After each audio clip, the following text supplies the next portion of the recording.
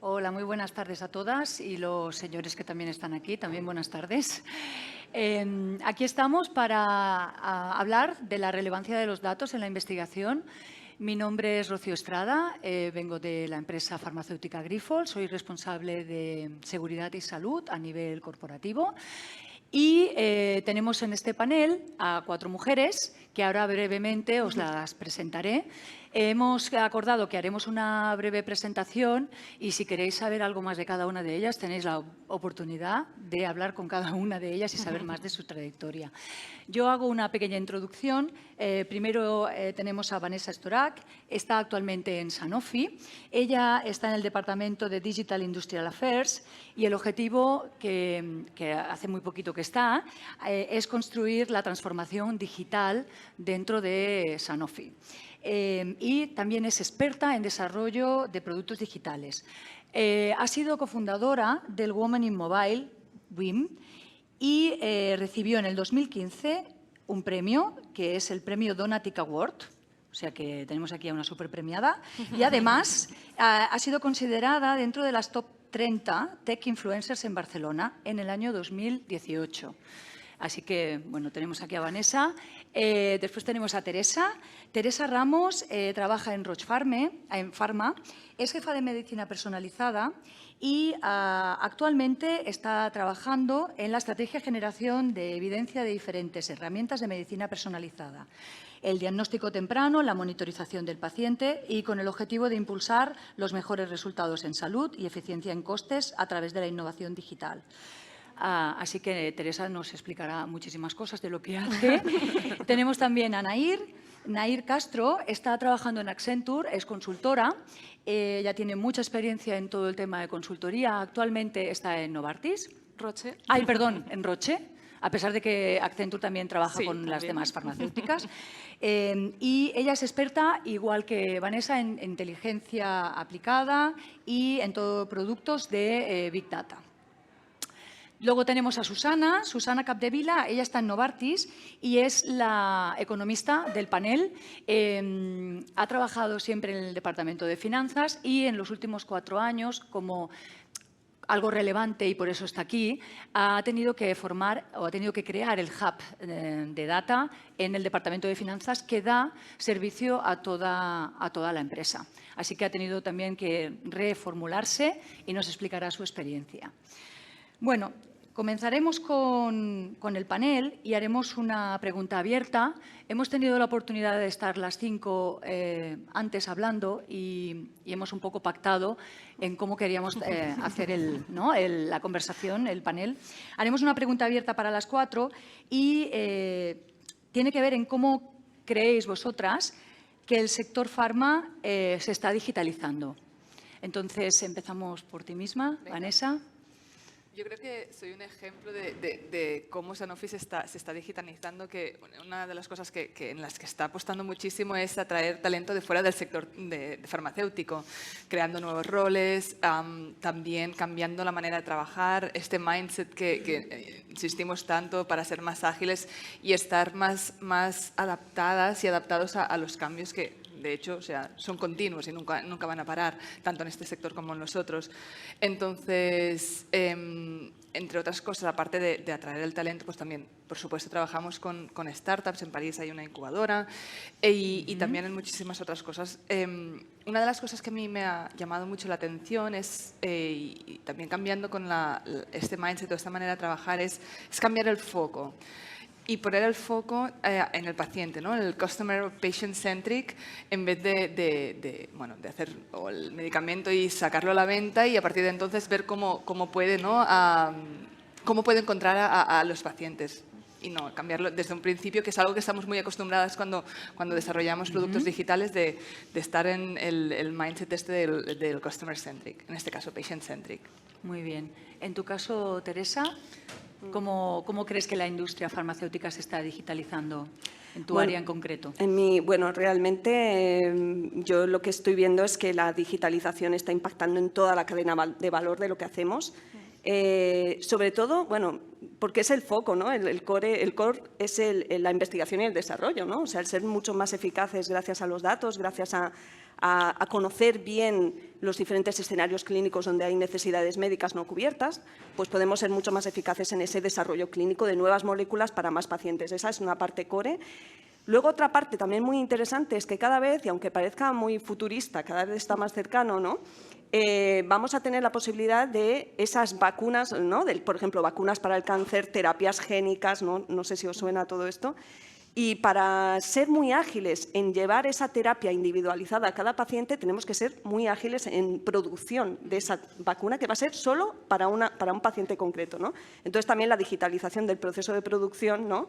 De que llegue la información de ese paciente, el mapa genómico del paciente y fabriques el medicamento para su enfermedad de una forma ágil, es crucial. Y luego ya en la última parte, la que yo estoy más implicada, porque no estoy en investigación y desarrollo, es la parte de la práctica clínica, ¿no? Lo que vivimos todos nosotros cuando vamos a un centro sanitario, ¿no? Pues el que se nos diagnostique lo más antes posible, ¿no? Y de forma lo más precisa posible. Eso pasa por un proceso de digitalización, por un proceso de captura del valor del dato. El que se nos, digamos, diseñe una hoja de ruta personalizada para nuestra, ¿no? condición, para nuestra enfermedad, eso pasa por digitalización. El que una vez que se haya decidido la terapia que mejor aplica a nuestra enfermedad, se nos monitorice, ¿no? Se evalúe si estamos respondiendo, si no estamos respondiendo, si tenemos resistencias, qué reacciones adversas tenemos, eso también es digitalización. O sea que para mí la digitalización es la palabra con la que me despierto todos los días prácticamente. Bueno, parece como ciencia ficción realmente, ¿no? Sí. Porque es una personalización persona a persona. Esto es lo que podemos conseguir. En tu caso, Nair. Sí, en mi caso, pues trabajando no solamente con una o dos o tres farmas, sino analizando un poco la industria, yo creo que, tal y como decía Teresa, el ámbito de la digitalización está en todos los aspectos de la empresa y aquí somos parte de eso porque tenemos a Susana que está en el área de finanzas y no solamente es en las áreas tradicionales de la organización que también empezaron también a digitalizar, optimizando procesos, haciendo robots para poder optimizar tareas que eran bastante manuales. En el ámbito de la investigación, de lo que sería en una farma el R&D, también crear nuevos productos digitales, que creo que en esto estamos trabajando, crear nuevos productos digitales. En las farmas tradicionalmente creaban productos físicos, cómo cortas esa barrera y también optimizas tus procesos comerciales, ¿no? Tu relación con el médico y tu relación con el paciente. Yo creo que la digitalización en las farmas es ahora, está ocurriendo desde hace tiempo, pero está en su momentum, ¿no? Y todas, y vosotras que estáis en ellas, formáis parte de esa digitalización. Y el dato a través de todo esto, ¿no? O sea, el core de todo esto es el dato fluyendo en los diferentes procesos, ¿no? Y cómo hacemos el mejor uso de esos datos. Muy bien. Bueno, Susana, bueno, tu pues experiencia. yo creo que, bueno, no puedo coincidir más pues, con todas ellas en Novartis. A ver, yo lo que sí que puedo compartir es que Pharma quizás no ha sido de los más pioneros, ¿no? En el ámbito digital, porque bueno, pues los bancos empezaron mucho más esta transformación, por ejemplo, pero sí que bueno, además venimos de todo el tema de la pandemia, con lo que hemos hecho un salto muy importante. En mi caso, estoy muy focalizada en toda la parte de operaciones, en el ámbito de finanzas y realmente pues hemos vivido una transformación trabajando muy de la mano con los distintos equipos financieros, aprendiendo cómo podemos pues automatizar, revolucionar, reimaginar las finanzas y bueno, yo creo que esto es imparable, ya está aquí y bueno, prueba de ello, ¿no? Es que las cuatro estamos en áreas bastante distintas. Muy bien.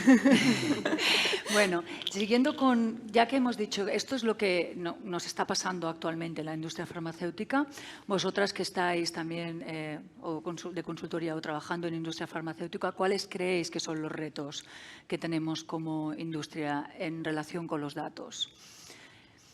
por ejemplo, en todo lo que se hablaba de los análisis clínicos, en el tema de la competencia, ¿no? De cómo encontramos a gente competente que atraer este talento. ¿Cuál es vuestra experiencia, tú misma? Por ejemplo, mira, justamente lo que sí que se está viendo, ¿no? Hay mucho análisis exploratorio que se puede hacer con Data Science en la parte clínica de investigación, pero bueno, luego los reguladores, ¿no? También tienen que hacer este cambio de chip, ¿no? Entonces, yo creo que aquí, como el entorno regulatorio evoluciona en paralelo con estos cambios que vemos en el día a día, sería un reto, y para mí personalmente, tras esta experiencia, es también cómo convences, ¿no? Talento que igual se siente más atraído por empresas tipo Google, porque se vienen a Pharma contigo. Vale, esto ya lo hemos, si habéis estado en los anteriores paneles, ya lo hemos también escuchado, ¿no? Lo que serían las dificultades que hay a nivel regulatorio, ¿no? Con el tema de los datos, y la industria farmacéutica también se encuentra con estas dificultades. En el sector salud somos un actor más, ¿no? Correcto. Entonces, por ejemplo, por el tema del análisis clínico, Teresa, ¿tú qué puedes aportar en este sentido? Bueno, es que en el... Por la cara veo de todo, ¿no? De todo, bueno, es que no sé por dónde empezar. Tenemos la verdad, media no hora. sé exacto cuántas horas, ¿cuándo os tenéis que ir a casa? Bueno, la verdad es que los ensayos clínicos de los que tantos hablamos, ¿no? Y que son digamos, la base sobre la que generamos la evidencia, ¿no? Que necesitan los clínicos para tomar decisiones. O sea, los clínicos no pueden ir a ciegas, ¿no? Y enfrentarse a un paciente y decir, pues mira, voy a decidir que te voy a dar esta terapia así porque presiento que te va a sentar genial, ¿no? O sea, tiene que haber ensayos clínicos randomizados, muy potentes, con una N de pacientes enorme, y sobre esos datos pues son sobre los que se apoyan las decisiones clínicas, ¿no? Pero imaginaos, ¿no? ¿Cuántos pacientes pueden entrar en ese cajón de un ensayo clínico? ¿Os lo imagináis? Del 100% de pacientes, ¿cuántos pueden acceder a un ensayo clínico y a esa innovación a través de un ensayo? Un 5%. El 95% de todos nosotros que estamos en vida real recibiendo fármacos, teniendo diferentes, ¿no? Sufriendo, ¿no? Diferentes patologías, no estamos dentro de un ensayo clínico. Entonces, toda esa información, que es un 95%, eso es el real world data, ¿no? Del que hablamos, y es ahí sí que hay ciencia, ahí sí que hay conocimiento para mejorar, ¿no? El proceso asistencial en todos sus pasos, ¿no? A mejorar, pues, que el clínico sea mucho más, tome decisiones mucho más robustas, gracias a, imaginaos, ¿no? Que se enfrenta a un paciente y puede meter el perfil del paciente y el sistema le sugiere diferentes actuaciones clínicas con diferentes resultados en salud, ¿no? Previendo y prediciendo cuál va a ser el resultado en salud, si decide la A, la B, la C o la D, ¿no? Pero también hay que mejorar, el Real World Data nos puede ayudar a mejorar decisiones estratégicas, ¿no? Del sistema sanitario. El sistema sanitario, el coste, cada vez somos más población, cada vez vivimos más, cada vez tenemos más enfermedades crónicas. Bueno, eso es bueno en su conjunto, ¿no? Pero el sistema sanitario no puede asumir tanto peso, ¿no? Pues también el Real World Data, los datos, ese Big Data sanitario estructurado, analizado adecuadamente, nos puede ayudar a tomar mejores decisiones al respecto de dónde pongo los presupuestos sanitarios, ¿no?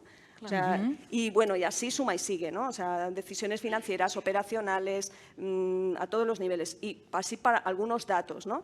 En Estados Unidos se hizo un estudio de qué impacto tenía el capturar el valor del dato de vida real fuera del contexto de un ensayo clínico, y suponía 300 billones de liberación de presupuesto. O sea, se liberaban 300 billones de presupuesto, de dólares en presupuesto, y generaba un 8% de ahorro.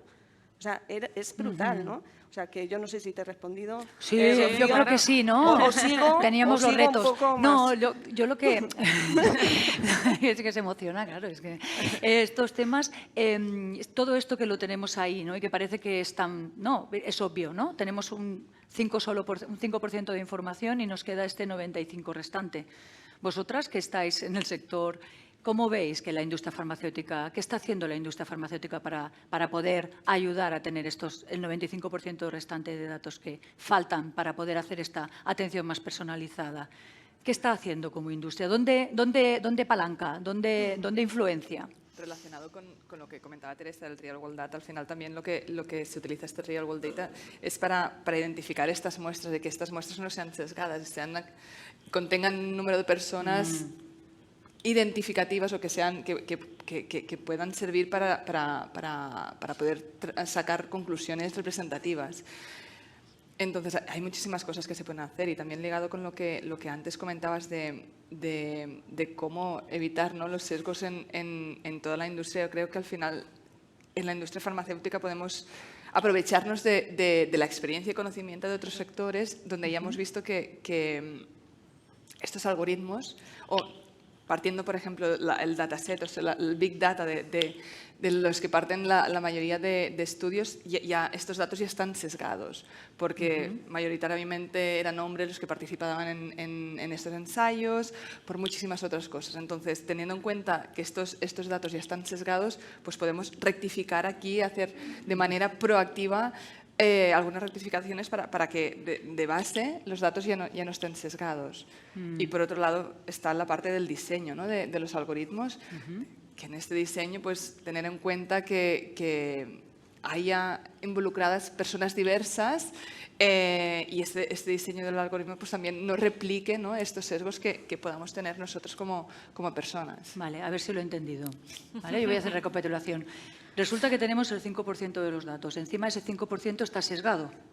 ¿Vale? Y entonces resulta que ahora tenemos la oportunidad, ¿no?, de participar desde el inicio, con lo cual ya los algoritmos ya los tendremos en cuenta también para las mujeres. Género X es igual, raza, etnia. Entonces tendremos mejores datos, aunque sea de ese 5%. Totalmente. La pregunta era, de ese 95%, ¿cómo veis? ¿Qué se está haciendo? ¿Qué nos queda todavía por hacer? ¿Cómo vamos a conseguir? Hay un reto, de hecho, creo que es importante en todas estas plataformas que se están creando las farmacéuticas. Cada una está creando sus plataformas de datos, los centros de salud están creando, los grandes centros de salud, no solamente seguridad social, sino los centros privados, los diferentes players en el mundo de la salud, creando esta información que viene de muchos sitios, viene de cuando vamos al médico, viene de los estudios clínicos, viene de muchas fuentes. Esa interoperabilidad entre esa información creo que es el mayor reto a nivel salud y farmacéutico que existe ahora, porque es verdad que se ha avanzado muchísimo y hoy en día pues la data es puede ser comparable, se ha creado pues estándares, etcétera, para poder compartir esa información. Hay otro reto importante que es la portabilidad de ese dato. O sea, yo como paciente comparto ese dato con la farmacéutica, con los hospitales. Hay mucha reticencia a veces en los pacientes de compartir el dato según con quién, ¿no? Yo creo que el reto de la cybersecurity, ¿no?, de la ciberseguridad, hoy en día estamos escuchando a cada rato de que si hay un escape de datos en no sé qué, hay algún problema, un robo de datos en no sé dónde. Pues claro, todo esto crea una cantidad de retos que no es tan sencillo. Los datos están ahí, pero gobernarlos, compartirlos y empoderar también a la gente o darle ese poder a los pacientes de decirles, tranquilo, tú puedes compartir los datos porque esto te va a beneficiar en, como decía muy bien Teresa, en tratamientos muy específicos, en mejorar esas brechas o esos sesgos en la información. Y creo que hacia allí es donde va. Y yo creo que todas las farmacéuticas están invirtiendo y están poniendo mucho esfuerzo en poder tener plataformas que entre ellas mismas, porque sé que entre ellas mismas también se hablan para poder compartir esa información que al final enriquece a todos. Esto es un ganar-ganar. Muy bien. También, bueno, otra área que creo que también es interesante es el hecho de que, claro, para gobernar los datos necesitas perfiles muy distintos, ¿no? Y perfiles que, bueno, que tradicionalmente en Pharma no estaban.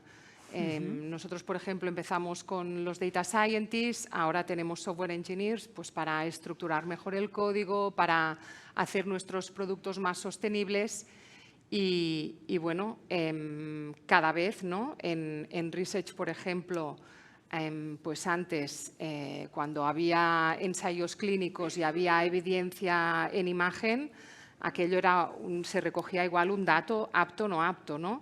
Ahora tienes especialistas en Image Recognition que procesan esas imágenes, que puedes sacar mucha más información. O sea, todo este ecosistema de perfiles, ¿no?, se está volviendo más complejo, mucho mejor. O sea, la salud va a ir mejorando. Se están haciendo descubrimientos que antes pues, no se podían hacer porque bueno, los ensayos clínicos tienen un coste muy importante. Ahora puedes hacer análisis exploratorio con estos datos de forma mucho más eficiente. Entonces, realmente esto es como bueno, un super boost, ¿no? que tiene la industria farmacéutica, ¿no? Entonces, ahora tenemos que ir viendo cómo poco a poco vamos avanzando, ¿no? en todo este panorama que se abre. Vale, Lucía, hablando... ¿puedo añadir algo Por aquí? Que supuesto, claro. Me sumo a todo lo que se ha comentado, absolutamente, ¿eh? Y creo que además debemos, digamos, constituirnos en aliados del sistema sanitario. O sea, no solo trabajar a nivel interno, que absolutamente sí, cuanto más eficientes seamos a nivel interno, ¿no? Y más coste efectivo seamos en la elaboración, en el diseño y la producción de un nuevo fármaco, mucho mejor para la sociedad. Pero también tenemos que ayudar al sistema sanitario a todo esto que se comentaba, salvar esos retos, ¿no? Claro. Desde la capacitación, ¿no? O sea, de los diferentes perfiles del ecosistema sanitario, ¿no? El que cada uno de esos perfiles entienda el poder y el valor que le aporta a su labor diaria el dato, pasando también por la creación de infraestructuras, ayudar al sistema sanitario a tener las infraestructuras para, para todos estos temas tecnológicos que comentabas, Nair, ¿no? De, oye, ¿cómo lo comparto el dato? ¿Cómo lo almaceno? ¿Cómo lo normalizo? ¿No?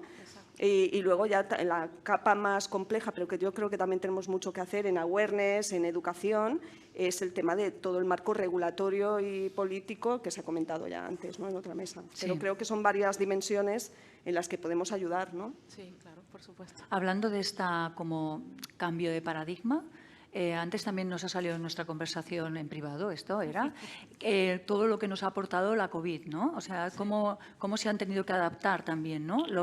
Los procesos dentro de la industria farmacéutica para llegar a los profesionales sanitarios. Y esto, en vuestra opinión, también cómo se ha mejorado, ¿no? Cómo se ha podido evolucionar a raíz de la pandemia y qué lecciones aprendidas tenemos. Yo creo que en este caso, bueno, ha habido dos temas en los que personalmente yo he estado muy cercana. Y ha sido, por un lado, pues todo lo que es la optimización de la cadena de suministro, ¿no? O sea, un suministro, sobre todo aquellas farmas que estaban involucradas, no solamente en las vacunas, sino también pues, en dar soporte a otro equipamiento médico, etcétera, cómo tenían que lidiar con el nivel de demanda, la presión social y pues sus procesos, ¿no? Creo que allí ha habido un acelerón y esto ha servido también para dinamizar y darnos cuenta de que, bueno, esto que ha pasado podría volver a pasar. Entonces, ¿cómo, a raíz de lo que hemos aprendido, cómo podemos ir mejorando nuestros procesos en nuestros suministros desde el momento en que fabricamos, tú lo comentabas muy bien, Teresa, antes, desde la manufactura hasta poner ese producto pues, en el centro de salud o en una farmacia, ¿no? Eso por un lado y por otro lado, pues yo creo que también ha acelerado muchísimo todo lo que es la atención, ¿no? y el soporte que están dando las farmacéuticas pues, a médicos y a su vez a los pacientes, ¿no? Cómo han facilitado también la telemedicina, ¿no? Muchas plataformas de telemedicina son hoy en día pues, no voy a decir patrocinadas, pero basadas en tecnología que han aportado las farmacéuticas, con lo que las farmas han tomado un rol importante en conectar al médico con el paciente y creo que eso ha sido, a raíz del COVID, ha sido una de las cosas que yo personalmente también viví muy cerca. Ligado con lo que estás diciendo, Nair, en nuestro caso también uno de los focos ha sido este acceso a la información, trabajándolo de diferentes maneras, ¿no? Viendo cómo podemos facilitar la información tanto a los profesionales médicos como a los pacientes. Y una de las soluciones en las que se presentó recientemente era un asistente digital porque muchas veces pasa, ¿no? Tengo un problema, o me encuentro mal. ¿Qué hacemos? Vamos a Google. En Google todas morimos. Entonces, el facilitar esta información y el acceso a la buena información es algo que también lo ha llevado. Y por otro lado, y no solamente el tema del COVID, sino también pues, la situación actual con las guerras y demás, es todo el tema relacionado con con manufacturing, ¿no? Con procesos de fabricación. Esta agilidad, ¿no? Tanto para producir medicamentos más customizados, que también o sea, las fábricas tienen que cambiar, no solamente a raíz de los datos, sino también las fábricas en sí. Pero también todo el tema de distribución, cómo nos implican todas las cosas que pasan en el entorno y cómo tenemos que ser más rápidas y más ágiles en responder a todo este entorno cambiante. Yo creo que nos ha puesto en una situación límite, ¿no? La COVID, como tantas otras situaciones nos podemos encontrar.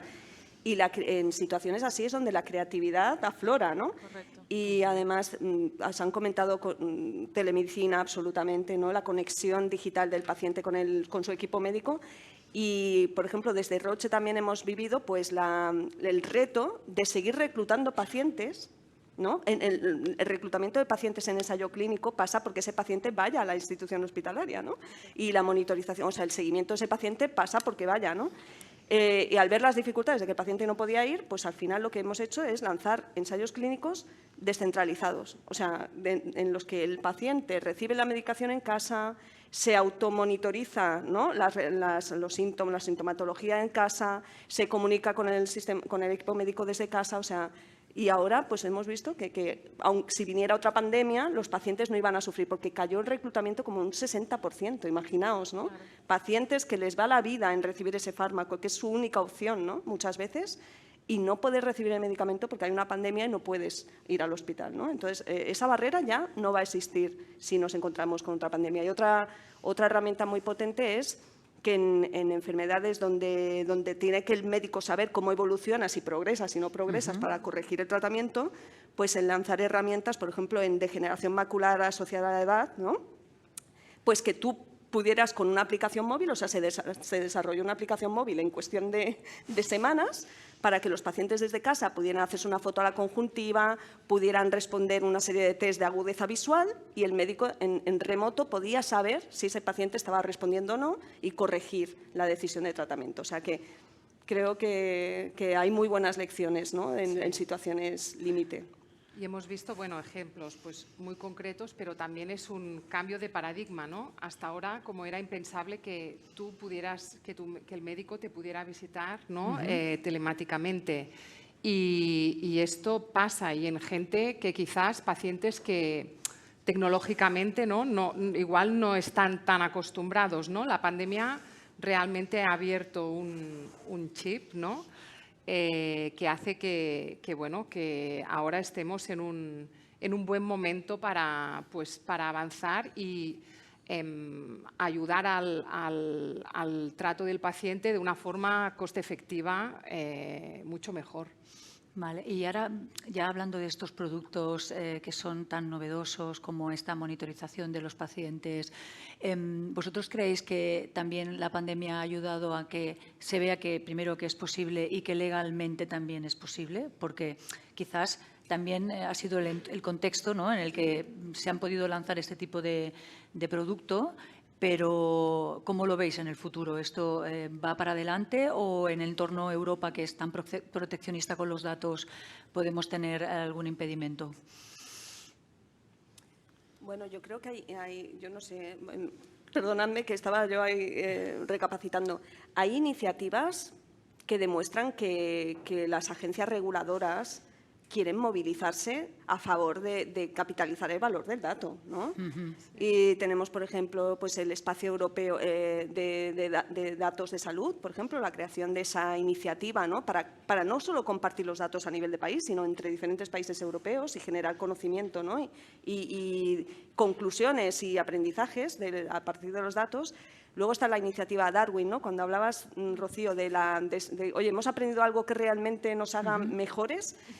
Pues Darwin, el proyecto Darwin es de la Agencia Europea del Medicamento y lo que intenta es, bueno, hemos visto que podemos agilizar mucho, ¿no?, la aprobación de una vacuna, ¿no?, para la COVID en cuestión de, ¿no?, y que podemos ser más flexibles, ¿no?, en el contexto de un ensayo clínico.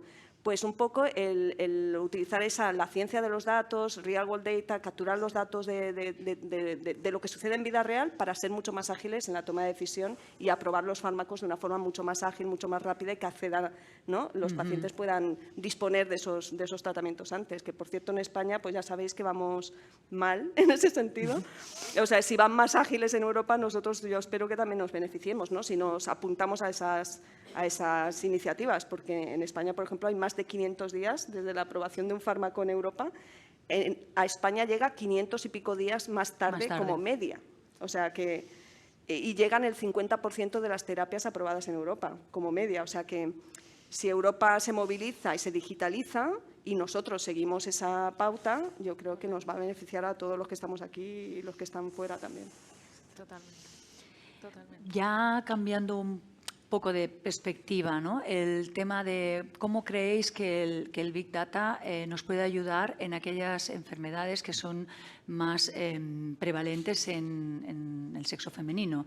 Y antes se había hablado de cómo se identifican los síntomas para un infarto de miocardio en un hombre y una mujer, que sabemos ahora que son diferentes, y esto es gracias a los datos estadísticos que tenemos de todas las mujeres que han han sufrido algún infarto o alguna problema con el corazón, pero también, por ejemplo, en enfermedades que son, digamos, psicológicas, como la depresión, que se banalizan muchas veces por el hecho de que sean mujeres. Entonces, vosotras, ¿cómo creéis que todo lo que serían los datos nos pueden ayudar primero, a no estigmatizar estas enfermedades, pues para ponerlas sobre la mesa y poder luego actuar?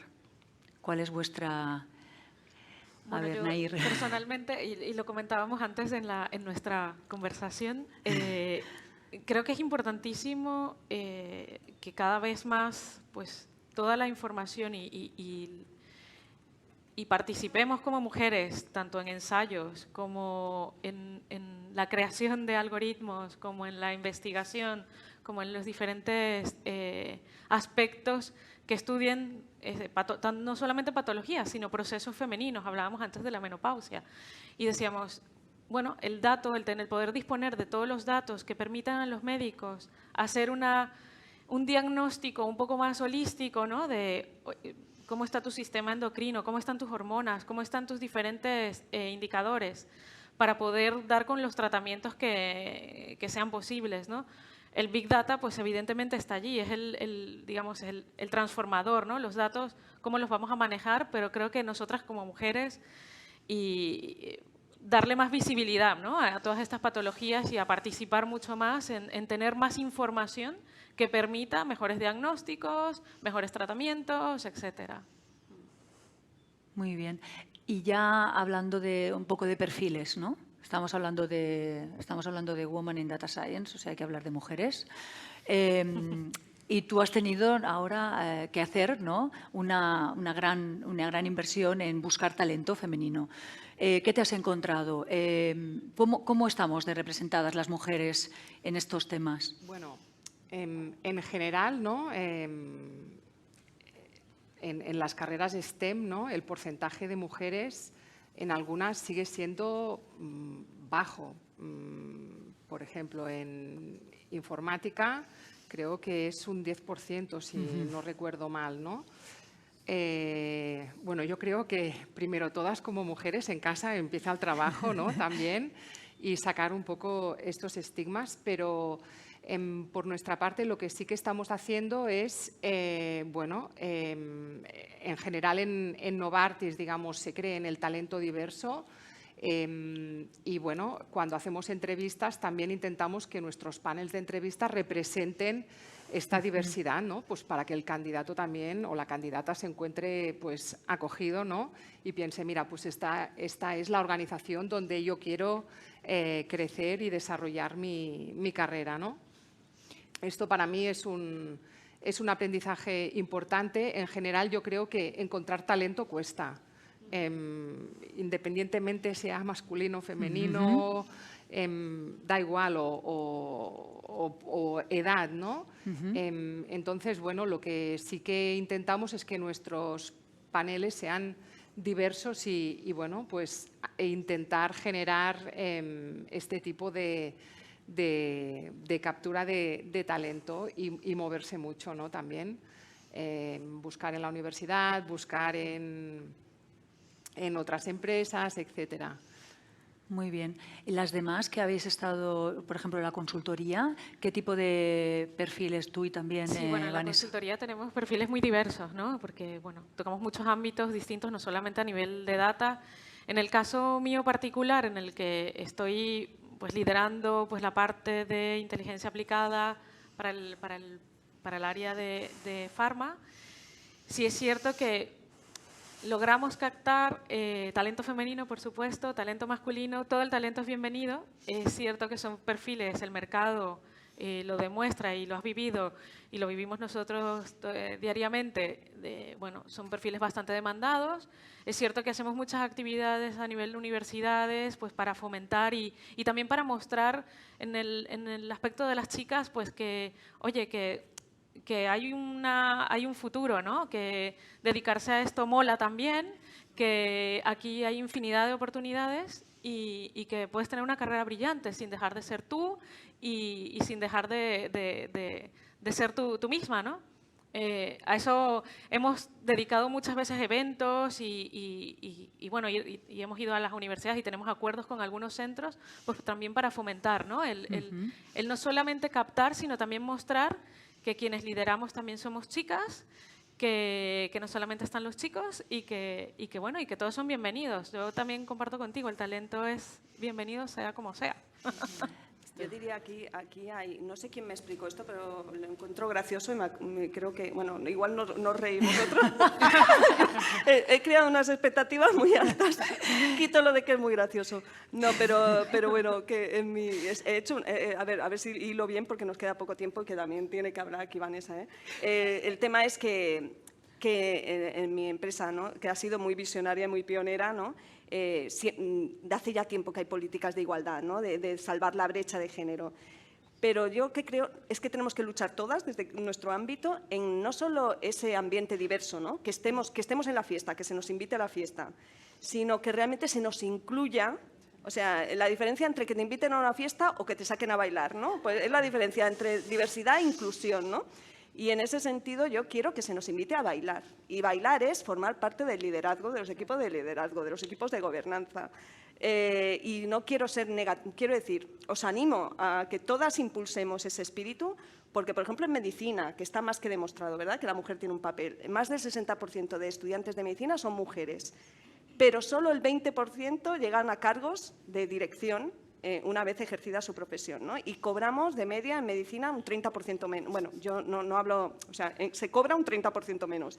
O sea, imaginaos lo que queda por hacer en otros territorios emergentes, como es el papel de la mujer en carreras tecnológicas, ¿no? en carreras profesionales tecnológicas. O sea que yo es una llamada al empoderamiento femenino. Muy bien, Lo muy que bien. hago. Aquí queda la llamada. Tenemos que salir a bailar. A bailar. Es el mensaje. Vanessa, tú como Yo en este mujer caso, galardonada. En este caso sí que es verdad que en Sanofi hay paridad en el comité ejecutivo, pero en el hub de innovación donde estoy yo, hacemos esfuerzos extra para captar este talento, ya sea solamente, no solamente por decir, mira, que tecnología es cosa de todas y de todos, es diversa, pero también pues, en los jobs postings que sean inclusivos. O sea, sí que está probado que una oferta laboral, si tiene muchísimos requisitos, las mujeres ya no aplicamos porque no los cumplimos todos. Si las palabras, depende de qué palabras se utilizan, pues ya hacemos un filtro. Entonces, en esta, a mí me parece muy interesante, que es algo que también he hecho en otras empresas, de intentar que estos jobs posting sean inclusivos, porque son cosas que inconscientemente las mujeres ya hacemos como un filtro, es como no.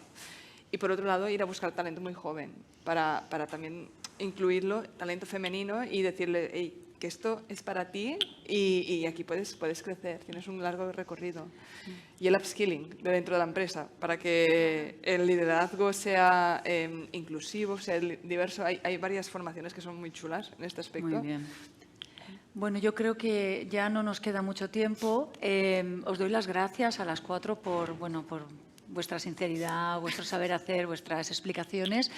A mí solo me gustaría recapitular de que la relevancia de los datos en la farma, como habéis visto, hemos intentado explicar, pues es, bueno, valga la redundancia, muy relevante y que sobre todo todo el talento que nos hace falta en la industria farmacéutica para poder llevar a cabo todos estos retos que tenemos. Así que si hay, pues nada, todas las chicas, mujeres que estén cambiando y queriendo entrar en este mundo tan interesante de los datos y la farma, pues ya sabéis, más que bienvenidas. Muchas gracias a todas. Gracias.